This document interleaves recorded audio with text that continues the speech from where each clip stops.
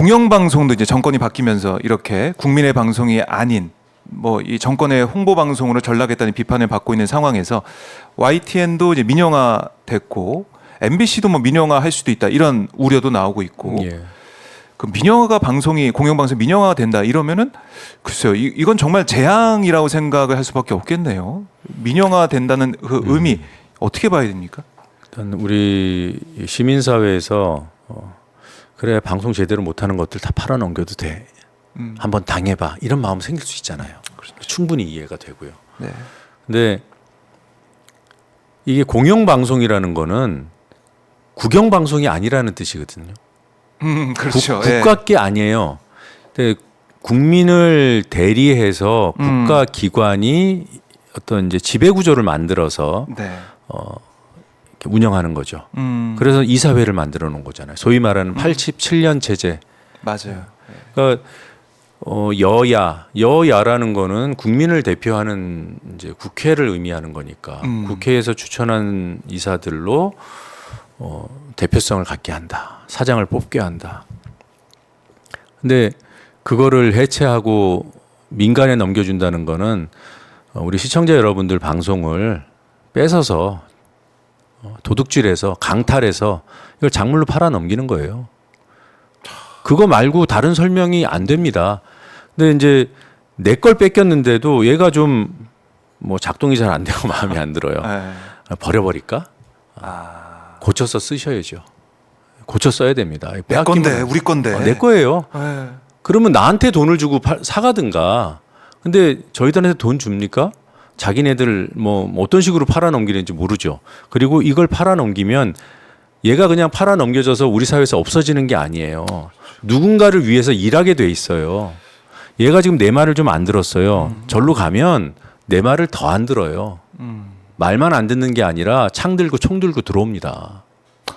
그걸 막아야 됩니다. 아무리 YTN이 보도 제대로 못했다 하더라도 YTN 막아야 되는데 이미 네. 이제 뭐 땅땅땅 두드렸잖아요. 그러니까 물론 이제 그 집행정지 가처분 신청이 들어가 있어서 거기에 일말의 기대를 걸어보긴 합니다만 하여튼 핵심은 우리 걸 빼앗겼다. 네. 우리 걸 빼앗고 있다.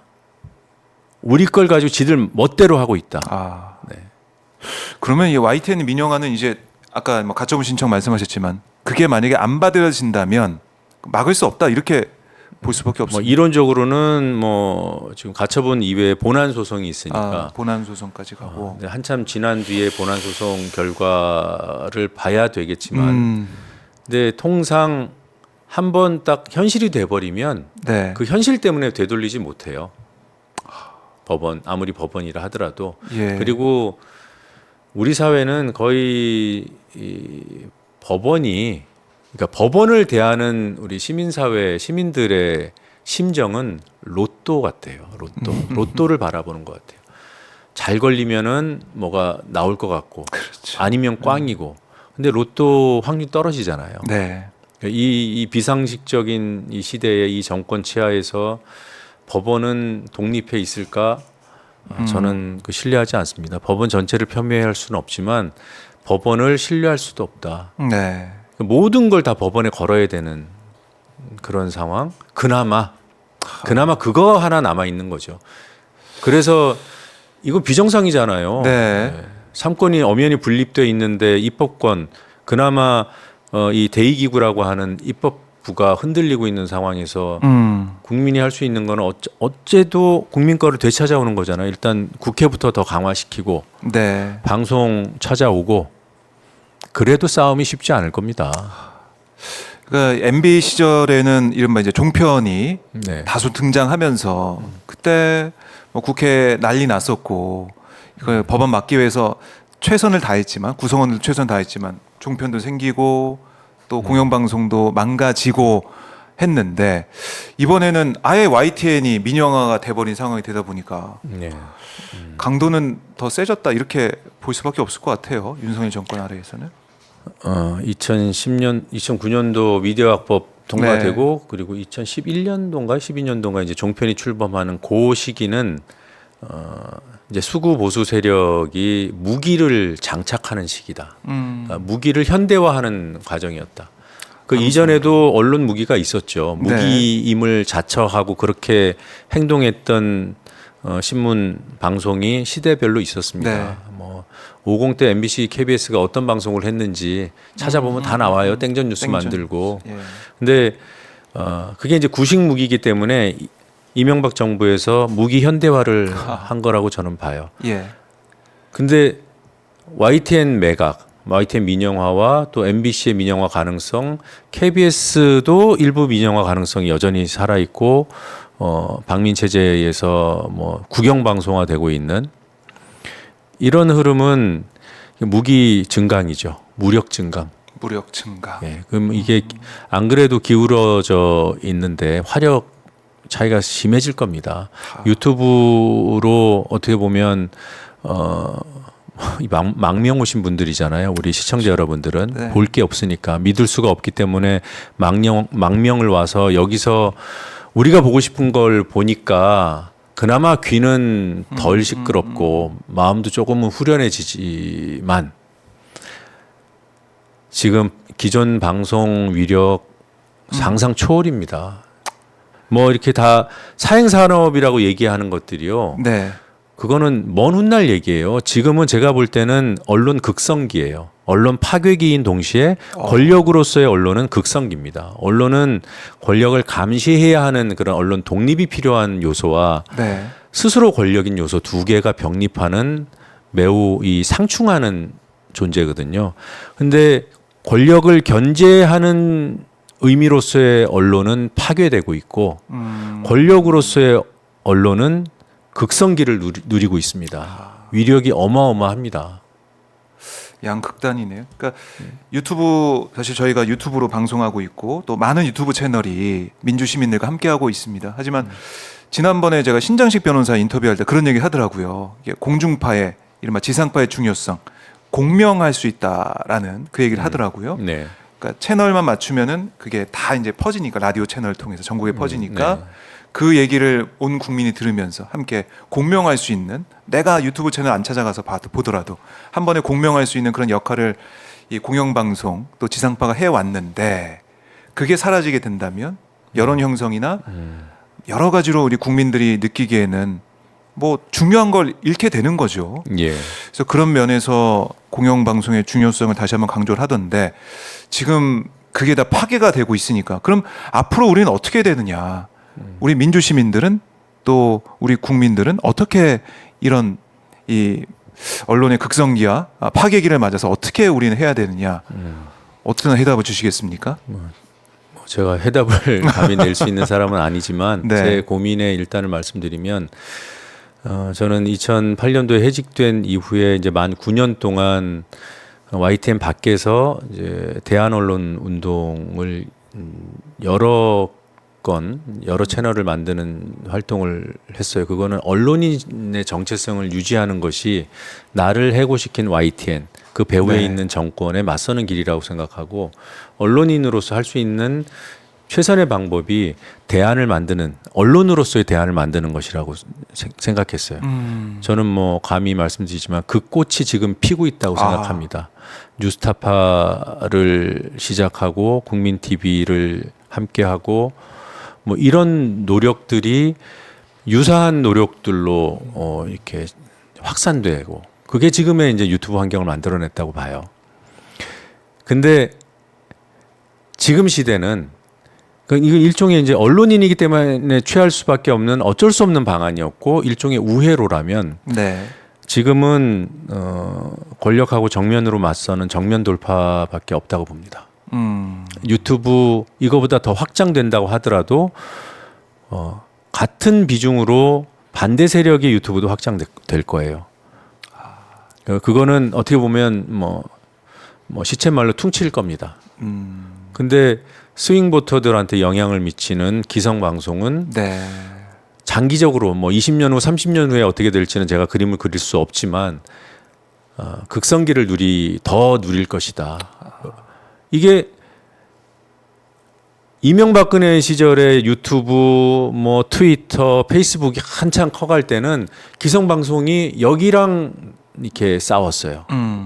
그래서 견제하려고 하고 뒤늦게 뛰어들면서 자괴감을 느끼고 네. YTN의 페이스북 친구들은 몇 명인데 노종면 개인 채널은 얼마더라 이런 비교까지도 가능했었습니다. 네. 근데 지금은 아니에요. 지금 이미 이들도 유튜브에 들어와 있잖아요. 그렇죠.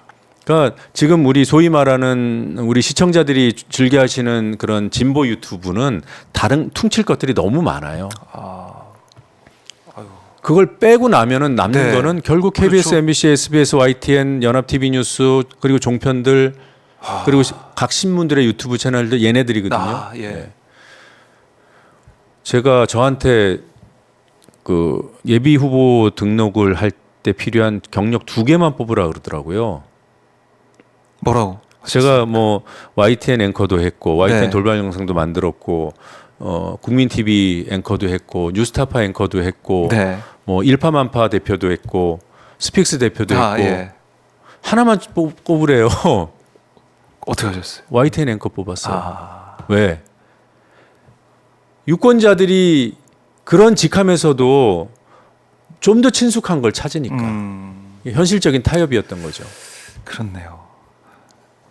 그러니까 그런 환경을 무시하고 못 간다. 왜냐하면 지금 싸움에서 이겨야 되기 때문에 네. 당위 가지고는 안 된다. 현실 가지고 싸워야 되는데 이 현실의 여러 변수 가운데 언론 변수는 야권에 매우 불리하다. 내가 보는 채널에서는 유리한 것 같지만 절대 네. 그렇지 않다. 지금 말씀을 들어보면은 의기소침하게 되는데요. 이게 싸움이 의기소침하자고 말씀드리는 게 아니라 예, 현실이 그래서 그렇다. 더 예. 제대로 싸워야 된다라는 말씀드립니다. 저는 뭐 방송 잘했다는 평가도 좋아하고요. 네. 뭐 잘하진 못했지만 돌발 영상 같은 이제 프로그램 제작 잘한다는 평가도 좋아하는 관종인데 싸움 잘한다는 평가에 유독 이렇게 끌리는 캐릭터를 하고 있습니다. 저쪽하고 어떻게 싸웠지? 네. 쟤들하고 어떻게 싸웠지? 저 어떻게 이 상황을 돌파했지? 뭐 거기에는 아주 숙련된 스킬이 제게 있습니다. 그러니까 MB 시절부터 쭉 싸워왔고 찬바람도 많이 맞아봤고 네. 했기 때문에 윤석열 정권에서 더 잘 싸울 수 있는 네. 선봉에 설 수 있는 그런 역할을 할 수 있겠다. 많은 분들이 이렇게 보시는 것 같아요.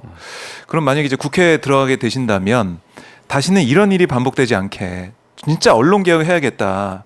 이런 말씀 많이 들으실 것 같은데 예. 어떤 방안을 좀 주시겠습니까? 지금 뭐 개혁신당 같은 경우는 이준석 대표가 뭐 정책을 내놨더라고요. 이 개혁을 하겠다. 사장 선임 문제나 이런 것들, 공영방송 사장 임명동의제 이런 것도 하겠다. 어떻게 보면 정책적으로 좀 더 먼저 얘기를 하고 있는 것처럼 느껴지기도 하는데 예. 어떻게 생각하십니까? 뭐 환영할 만한 일이고요. 이준석 대표가 얼마 전까지만 해도 윤석열 이제 여권의 일부분이었잖아요. 이제 네. 분리돼 나왔습니다만 소위 말하는 이제 보수 세력 안에도 그런 목소리가 있을 수 있다는 건 굉장히 반가운 부분이어서 평가하고 싶고요. 네. 근데 다만 이게 이제 일회성 고민 또는 뭐 논쟁으로 끝나면 안 된다는 전제 그리고 본질적으로 이 사안의 핵심이 무엇인가? 자, 그냥 방법론적으로 이게 좋을까 저게 좋을까가 아니어야죠. 그러다가는 뭐 백발백중 실패할 수밖에 없고 백중이 아니죠. 다 벗어납니다. 네. 근데 소위 말하는 이준석안은 전 본질에서 벗어나 있는 것 같아요. 아이디어일 수는 있는데 약간 이제 언론 현실을 아직은 조금 잘 파악을 못하신 게 아닌가 네. 이런 생각이 들 정도로 좀 엉뚱하다는 생각이 들어요. 엉뚱하다. 현실성이 없습니다. 현실성이 네. 없어야 하고요. 임명 동의제는 이제 뭐 직선제와 더불어서 언론사 내부의 독립을 확보하기 위한 제작의 자율성, 보도의 독립성을 확보하기 위한 실행 수단입니다. 내부 실무 단계에서 검토되는 거예요. 그러니까 사장. 보도국장, 네. 그다음에 뭐 제작국장, 네. 그러니까 보도를 책임지고 제작을 책임지는 이 책임자를 구성원들이 동의하게 해야 된다. 구성원 말고는 실질적으로 견제할 세력이 없기 때문에. 네. 근데 사장을 뽑는 건 달라요. 사장을 뽑는 건 지배구조의 문제입니다. 내부 시스템의 문제가 아니라 지배 구조의 문제예요. 지배 구조는 사회의 문제예요. 공영방송사의 지배 구조는 우리 사회의 제도예요. 회사 제도가 아니고. 이걸 혼동하셨어요. 공영방송의 주인이 어디냐, 이게 본질이고 출발입니다. 공영방송사는 국가가 주인이 아니고요. 회사 구성원이 주인이 아니에요. 오로지 국민이 주인이에요. 유권자들이, 시민사회가 주인인 게 공영방송사입니다. 근데 왜 구성원들이 뽑아요? 정권이 낙하산으로 내리꽂는 것, 아닌 것처럼 이사회 장악해갖고 자기네들 사람 심는 것, 이게 왜 문제가 되느냐? 시민사회가 주인인데 정권이 주인 행세를 했기 때문에 문제인 거예요. 네. 그렇다고 해서 여기에 저항하던 시민사회가 구성원들, 그러니까 너희들이 해? 지금 언론에 대한 신뢰가 이렇게 바닥인데 못 맡깁니다. 애초에 테이블 위에 올라오기 어려운 방안이에요. 그렇네요. KBS 구성원들한테 KBS 사장 뽑는 거 맡길 수 있습니까? YTN 구성원들한테 YTN 사장 뽑는 거 맡길 수 있겠습니까? 저는 단 한 번도 YTN 부당한 사장에 대해서 저항하고 맞서면서 우리가 사장 뽑겠다고 얘기해 본 적 없어요. 시민사회가 뽑을 수 있는 좋은 구조를 만들어야 된다고 주장한 겁니다. 그게 문재인 정부 내내, 물론 그 이전부터 주장해왔던 것들이 이명박근혜 정권에서 무시하고 네. 그러다가 문재인 정부에서 실현시키려고 노력했던 그런 방송사 지배구조. 그러니까 이사회 수를 늘려서 네. 특정 세력이 장악할 수 없게 하고 특별다수제를 도입하고 이게 이제 다른 나라 사례도 있고 해서 그걸 참고해서 시민사회에서 학계에서 만들어낸 방안입니다. 언론계와 함께. 예. 그걸 뒤늦게 이제 민주당이 방송 3법으로 통과시켰죠. 야당들과 함께. 네. 다른 야당들과 함께. 그걸 이제 윤석열 대통령이 거부해 버린 거고요. 네.